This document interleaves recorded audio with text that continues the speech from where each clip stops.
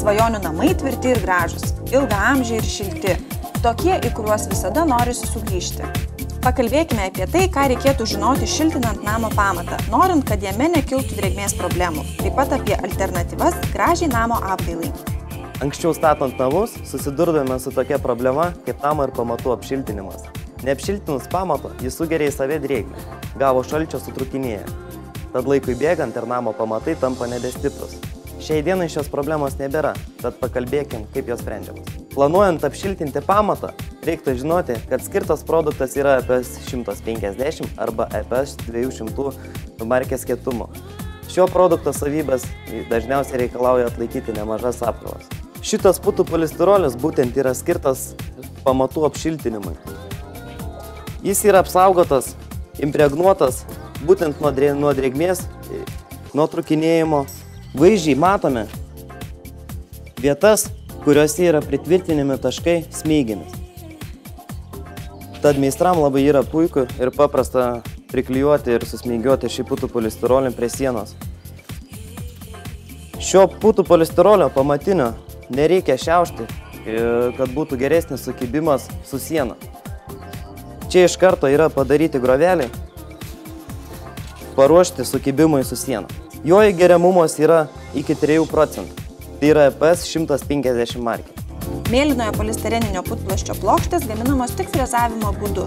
Jų paskirtis nepraleisti drėgmės į sieną, todėl montažinėmis putomis užpildyti tarpų tarp plokščių papildomai nebereikia. Pasirūpinus savo namo šilumą, apšiltinus namo pamatus ir namo sienas, pradedam galvoti, kokia bus apdaila.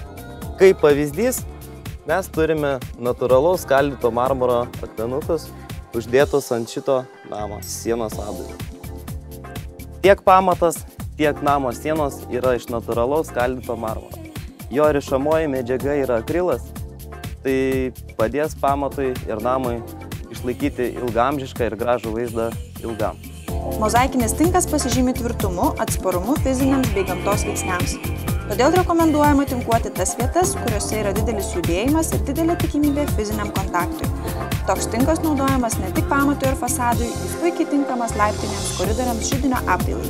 Tokio tipo apdailą renkantis reikia žinoti, kad reikalingas ir kvarcinis gruntas, kuris yra dedamas prieš šituos marmurinius akmenukus.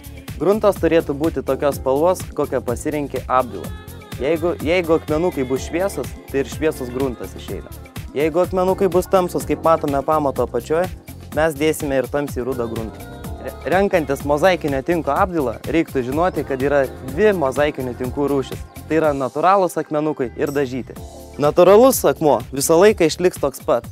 Nei saulė, nei ultravioletas jo niekada nesugadins ir natūralus akmuo išliks toks pat ir po 50 metų.